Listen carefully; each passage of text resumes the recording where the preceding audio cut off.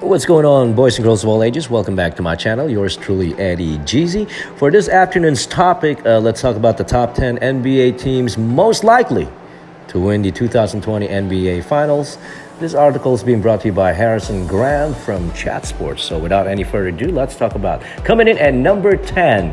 Starting at number 10 is the Portland Trail Blazers. Of course, they finished third in the Western Conference last season, had a sort of breakthrough when they made their conference finals. Of course, they got swept by the Golden State Warriors. They added Hassan Whiteside in that trade, got Mario Hezonja, Pau Gasol, fairly quiet offseason. They lost Seth Curry, Al-Farouq Aminu. I actually think they got a little bit worse overall because they didn't really add anyone special, especially losing Seth Curry in shooting. That's going to be a big deal. So they come in at number 10 for me of NBA title contenders. Of course, it's all about Damian Lillard and CJ McCollum when it comes to the Blazers. We know about the production. They can both score at will. They dish it out a little bit. Good three-point shooters. The problem typically with these guys is on the defensive end. And as a whole, Damian and CJ are going to do their thing, but are they going to get enough help from the rest of this Blazers roster? Again, Damian and CJ in the backcourt, Rodney Hood, Nurkic, and then Zach Collins maybe takes another step. And so overall, I don't love this roster. You got a great backcourt, but is it enough to get over the top in the NBA? I'm not so sure. That's why I have them down at number 10. They're really fun to play with, but I don't think it's enough. Moving on to the number 9 spot that can win the 2020 NBA Finals. What about the Boston Celtics? I got them coming in at number 9. They're having an up and down year last year. Kyrie Irving was kind of like a mess. They finished 4th in the Eastern Conference before getting waxed by the Milwaukee Bucks in the second round. They lost Kyrie, but they brought in Kemba, and they signed Eunice Kanter for that mid-level exception. They also lost Al Horford, would be a bigger thing than people think. Overall, it's hard to say if it's a net positive or negative. On the surface, it looks like they lost more than they gained, but remember a couple years ago, those youngsters played real well in the playoffs without Kyrie. So now you bring in a guy like Kemba Walker. His production, maybe overall, it is a net positive in the end. But we got to see how this Celtics team play when they get out there. It might take some time to get this group together, to get on track. But a big thing to look out for is that their starting lineup. You got Gordon Hayward. Boston believes that he's going to be closer to Utah Gordon Hayward than what we saw last year now that he's over a year removed from the injury. We saw flashes at the end of the year. If Tatum and Brown can take that next step, you still got Smart coming off the bench. If Hayward can be the all-star type player like a few years ago, the Celtics team will contend in the Eastern Conference. So moving on to team number 8, we have the Utah Jazz. I'm a little high on the Jazz, to be honest with you, than most of the people are, but it's a competitive league this year. So I still got them down at number 8. They finished 5th in the West last season, of course, and I believe they got better. You plugged in Mike Conley as Ricky Rubio leaves. That's a good enough upgrade. You get Bogdanovich, which is an upgrade. Yeah, you lost Kyle Korver, Derek Favors. I mentioned Rubio, but your end bench pieces like Jeff Green, Emmanuel Mudiay, and Ed Davis. This is a deep and competitive roster. You don't have that star power, but you got a very deep team. And Mike Conley being the key guy that you got this offseason, traded for him, of course. Widely known as maybe the best player in the league who has never gone to an all-star game. You see the production, 21.6 assists, good three-point shooter. I think this Utah team is a sleeper to win the 2020 NBA Finals. Also, I mentioned his shooting, Bojan Bogdanovic. You add him as well. This team needed shooting, especially when they lost Kyle Korver. And he's not just a three-point shooting. He scored 18 points per game in Indiana last year. This guy's going to help space the floor in this Jazz lineup. I think he plugs in and plays that stretch 4 position, which you add defensively. It's going to be challenging to a lot of teams. But when you have Rudy Gobert playing center, that's okay. He's the best rim protector in the league. Did I mention the depth? Mudiay, excellent. Jeff Green, Davis, all these guys coming off the bench. This team goes about very deep, 9 deep. Not a lot of contenders can say that. Most of the teams are loaded 4 to 5 core, and their bench don't look that good. But that is not the case with the Utah Jazz. So let's keep things rolling here. We got the Houston Rockets coming in number 7. I'm not sold on this Russell Westbrook, James Harden think it's going to work. That's why I got him a little lower. Of course, lost to the Warriors second round last year. Fourth straight year eliminated by the Warriors. Daryl Morey, they want to spice up things in Houston, so they trade in for Russell Westbrook. Obviously, is what they got. Obviously, they got rid of Chris Paul. They gave them a couple first-round picks, couple of pick swaps to team up with Russell Westbrook and James Harden. Of course, they played together back in OKC 6 or 7 years ago. But their production is going to be good. I'm not denying that. They have a combined of 60 points last season. They're probably two of the best triple-double threats in the NBA, especially when you consider Russell Westbrook, his average for the last 3 seasons. But Westbrook does not fit this three-point shooting system that Mike D'Antoni likes to implement.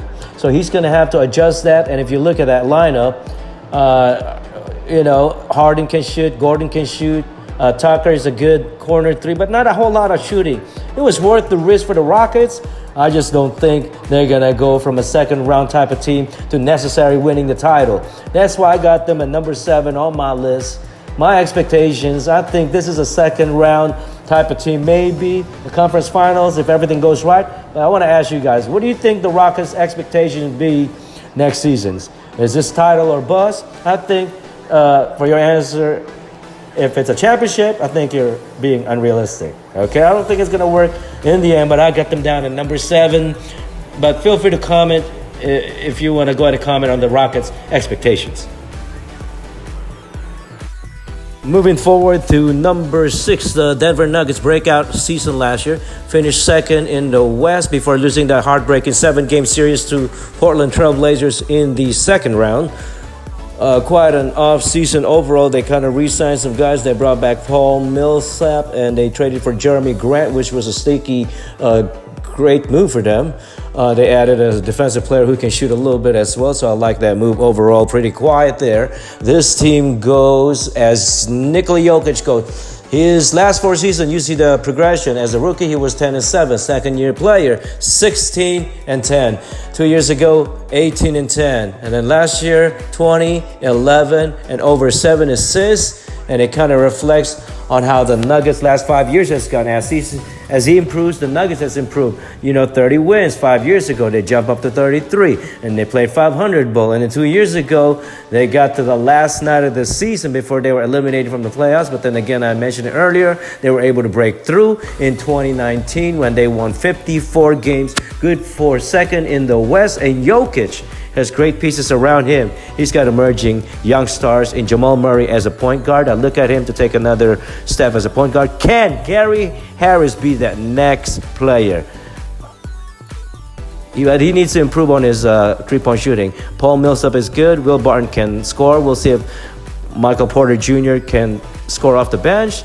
I like Malik Beasley coming off the bench. This is kind of like the Jazz, That's what the Denver is, but they do have a lot of depth. They brought back their core. This is how you deal with it if you're a small market team. I got these guys at number 6. Moving into the number 5 spot, we got the Golden State Warriors. They are the biggest wild card on this list because I believe they are fully capable of winning the 2020 championship. But at the moment, we just don't know because there's too many things. Klay Thompson, when is he coming back? You lost KD. How's D'Angelo Russell going to incorporate into this wonderful offense? I believe Steph Curry is going to have a monster season, but you also lost KD. You lost DeMarcus Cousins. Boogie didn't do a whole lot last year, of course. The last 5 NBA Finals. It's always championship robust in Golden State. You also see the production difference as you lose KD and you bring in D'Angelo Russell. Obviously, I'm not saying D'Lo's going to replace KD. No one's saying that, but it's enough to keep them in the playoff contention until Klay Thompson comes back. And if Klay comes back and this group can gel together, I think this team can eventually make a run for the championship. And I think Steph Curry has a huge chance of winning his 3rd MVP. He's going to have to carry the rest of the load. KD and Klay average about 48 points. Neither one of those guys are going to be there. Klay Thompson is going to miss over half his season at least. So Steph Curry is going to take a lot of shots. The only person I have ahead of him on MVP voting would be Giannis Antetokounmpo. But I think the Warriors are going to be just fine. Let's check the lineup. We got Steph Curry, And then we got D'Lo. We plugged in Jordan Poole. And then we got Willie Cauley-Stein will start as center. And then we got Draymond Green. But this is what it's going to look like. They're going to make a championship run. You got Curry, D'Lo, Klay Thompson, Cauley-Stein, Draymond Green, and Kevon Looney coming in from the bench. So they got some firepower. It's not quite like the Lakers' star power. Or you don't have Iggy, you don't have Livingston, but there's still enough firepower if this team gets healthy to win a title in 2020. Moving on to the number 4 spot, we got the Philadelphia 76ers. Is the process working with Joel Embiid? Is it truly working? They finished third in the East last season. They lost in the second round with the Toronto Raptors. But remember, they're the only team that's able to take the Toronto Raptors to the 7 games that lost on a shot by Kawhi Leonard that hit the rim about 4 times. They were very close to advancing to the Eastern Conference Finals. I just hate the fact they lost Jimmy Butler, they lost J.J. Redick, but it's okay. At least they brought back Tobias Harris. They signed Al Horford, plus Kawhi leaving the East. I believe Philly will be a top 3 team in the Eastern Conference. I mean, what do you want to do? Are we still trusting the process or what? I mean, 5 years ago, very slow process, in my opinion, to become a competitive team. Last year, they won like 50-plus games and very close to Eastern Conference Finals. I believe this is the big year for 76ers, as well as a big year for Joel Embiid and Ben Simmons. I think Ben Simmons has a lot to prove. If he can develop that jump shot, I mean, I think I made more threes than this dude in high school. For real. Yeah, go to St. Lorenzo Ruiz Academy. I'll be in them threes on the corner. That's my favorite spot. Yep. But, if these guys are healthy, I believe Embiid and Simmons will be great. Unfortunately, Simmons can't shoot. He needs to improve on that exact field, the shooting field, all right? If you can do that, Ben Simmons, if you can average about 40%, you'll be a hard man to guard. You'll be a very bad man in the NBA. A point guard who is 6'10", taller than Magic Mountain, had a great court vision. You got to learn how to shoot. Otherwise, they might as well trade you for Chris Paul. Bring in Chris Paul so they can win. So coming in at number 3, I got my Los Angeles Lakers. They're my number 3 team. Did not make the playoff last season, as we all know. They did do that blockbuster trade to land Anthony Davis, kind of like the first domino to fall before free agency. He had added several vets to fill out the roster after they missed out on Kawhi Leonard. I like what the Lakers are doing. Obviously, if they would have got Kawhi, they would have been my number 1 team, obviously. But if you look at that trade, obviously, whenever you get a superstar, you win the trade.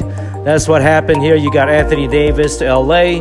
Obviously, the Pelicans got Brandon Ingram, Lonzo Ball, Josh Hart, and 3 first-round picks. But Anthony Davis and LeBron is probably the best dynamic duo in the league right now, in the whole NBA.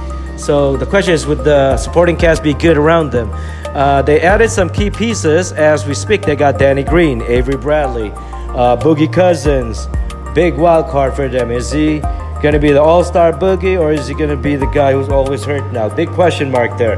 They brought back Rondo. They brought back KCP. KCP can shoot a little bit. Rondo can run that second unit. For veterans, they brought back Jared Dudley, a good defender, guy who's been on some contending teams in the past. Quinn Cook is an excellent shooter. JaVale McGee quietly had a great season last year. Troy Daniels, Alex Caruso, he can shoot a little bit. Alex Caruso can create as well. Again, the starting 5, I think it'll look like this. LeBron, Danny Green in the backcourt. We'll have Caldwell Pope and Anthony Davis and Kyle Kuzma. That would be the Lakers' current lineup. But we need Kuzma to be a legitimate third option. Right now, I got KCP plug in there. As you can see, it's interchangeable. They can play big or start DeMarcus Cousins if they want to play big. But I got the Lakers as my number 3 team to win a title in 2020. Milwaukee Bucks, I got them coming in at number 2. Won the Eastern Conference regular season last year. Lost in the conference finals after getting a 2-0 lead on Kawhi and the Raptors. That was certainly a disappointment, but they should firmly be in the mix again with Kawhi Leonard leaving the Toronto Raptors. I believe this is the team to beat in the East. I don't necessarily think that Milwaukee is the second best team in the NBA, but considering the route they'll have to take versus any team in the West, I got them at number 2. If you bring in Kyle Korver, you bring in Wes Matthews, Robin Lopez, Re-signed a big core.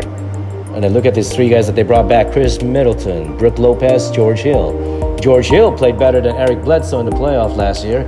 He's played in a lot of playoff series. That's a key re-signing for them as well. You lost Malcolm Brogdon, but otherwise you kept this core intact. And you got the MVP, Giannis, 28, 13, 6. The three-point percentages, right now he's at 25.6. If that ever becomes respectable, around 38%, he's arguably going to be one of the most dominant player in the NBA. I like this lineup for the Bucks. It's deep. It's got a nice bench. I like the veterans they brought in, as I mentioned. I like the starting five. They can play with most. I'm not sure if Ilyasova would start. Maybe he'll play a little bit smaller, but Giannis is going to be a threat to win the MVP again. I think this team certainly wins the East and makes the finals next season. All right, here it is. Coming in number one, Clippers. The Los Angeles Clippers finished 8th last season. We all know what they did this offseason. They got Kawhi Leonard. They traded for Paul George. Sure, you lost Gallinari. You lost Shai Gilgeous-Alexander. But when you bring in the top two players in the NBA, you're going to be in contention, and I think the front runner to win the 2020 NBA championship. If you look back at that trade for Paul George, yeah, that's a lot, but you probably traded for Kawhi as well. That was the thought process there. You gave up 5 first-round picks, Danilo Gallinari, Shai Gilgeous-Alexander, but that's what you do when you're trying to contend for championship, and that's what the Clippers are doing. Obviously, Kawhi, Paul George are going to be the two superstars for the Clippers. They're going to average about 55 points combined, probably. They're kind of rebound a lot. They're going to play good defense, and that's the main reason why I like this Clippers team. Not just the star power, not just the name. They're going to be a really good defensive team. You get the best defensive guard in the NBA, Pat Beverly. Shamit's a good defender, as a nice young player. Zubac can play defense and rebound. And then that bench is loaded. I mean, you got Lou Williams, Montrezl Harrell. Lou Williams and Montrezl Harrell, that right there is one of the best six-man duo. This is what crunch time lineup will look like. You got Patrick Beverly, Lou Williams, Kawhi Leonard, Montrezl Harrell, and Paul George. Wow, that's going to be bananas. That's almost impossible to beat, right? But that's why the Clippers are the number one team to win the championship in 2020 out of the 10 teams. These are just the facts. They got better bench, better role players. So good luck to the Los Angeles Lakers. And if they do win, no hard feelings. They do deserve to win it. Still Laker town. Thank you so much for tuning in. God bless, peace, and we are out.